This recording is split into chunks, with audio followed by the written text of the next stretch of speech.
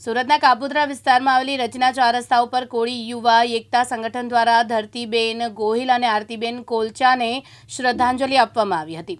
આણંદ જિલ્લાના DN campus ખાતે 4/12/2024ના રોજ આરતીબેન કોલચા ગળે ફાંસો ખાધેલી હાલતમાં મળી આવ્યા હતા। 10 દિવસ પહેલા તારીખ 2/3/2026ના રોજ ધરતીબેન ગોહિલે ગળે ફાંસો ખાધેલી હાલતમાં મળી આવ્યા હતા।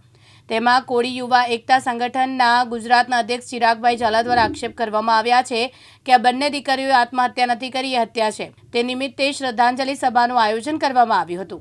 જો આ બંને દીકરીઓને ન્યાય નહીં મળે તો આવનારી તમામ ચૂંટણીમાં કોળી યુવા એકતા સંગઠન દ્વારા બીજેપીનો સંપૂર્ણપણે બહિષ્કાર કરવામાં આવશે તેવી ચીમકી ઉચ્ચારવામાં આવી છે।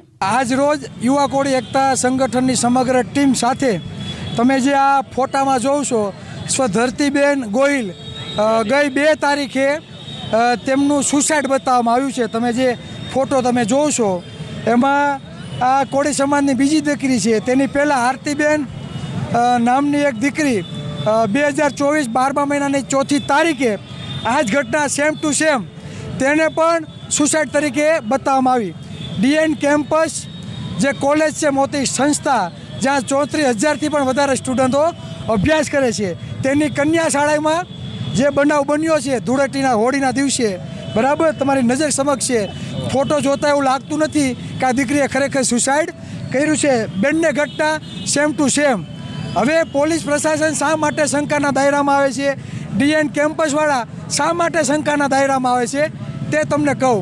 જ્યારે આ દીકરીની ઘટના બની ત્યારે તે જ કન્યા છાત્રાલયની ગૃહમાતા ધૂણીને એવું કહે છે કે હું વર્ષમાં એકનો જીવ લઈશ।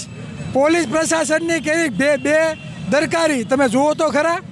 પોલીસનું કામ છે શાંતિ, સલામતી અને સુરક્ષા આપવાનું, ન્યાયિક તપાસ કરવાનું, પણ આ દીકરીની ઘટનામાં જે ગૃહમાતા ધૂણીને એવું કહે છે કે હું એકનો વર્ષમાં જીવ લઈશ, એ જ ગૃહમાતાને આ ધરતીબેનના બરાબર એના ફરિયાદી બને છે, જ્યારે એના મા બાપને પૂછવામાં પણ આવતું નથી।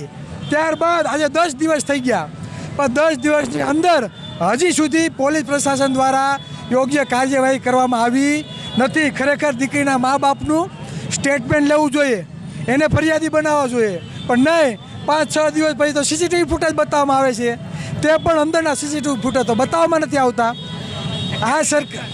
આ ઘટના આણંદ જિલ્લાની ઘટના છે, બરાબર। ડીએન કેમ્પસ, બરાબર, બહુ સંસ્થાનું મોટું નામ છે। આ સંસ્થાનો ઇતિહાસ તમે જોવા જાઓ તો હંમેશા લોહિયાર રહ્યો છે। ખરેખર આ સંસ્થા ઉપર પણ કાયદાકીય પ્રક્રિયા અને તપાસ થવી જોઈએ। અમારી એક જ માગ, 2.5 કરોડની વસ્તી આ ગુજરાતમાં છે, 35 કરોડની વસ્તી આ ગુજરાતમાં કોળી અને ઠાકોર સમાજની છે। હંમેશા કોળી સમાજને શું ન્યાય માટે ભીખ માગવાની? સમાજની દીકરી માટે અમે ન્યાયિક રજૂઆત કરી રહ્યા છીએ। જો આ દીકરીઓને ન્યાય નહીં મળે તો આગામી સ્થાનિક સ્વરાજ્યની ચૂંટણીમાં કે 2027માં અમે ભાજપનો આ કોળી સમાજ દ્વારા સંપૂર્ણપણે બહિષ્કાર કરશું। કાનાભાઈ મેર, દિવ્યાંગ ન્યૂઝ, સુરત।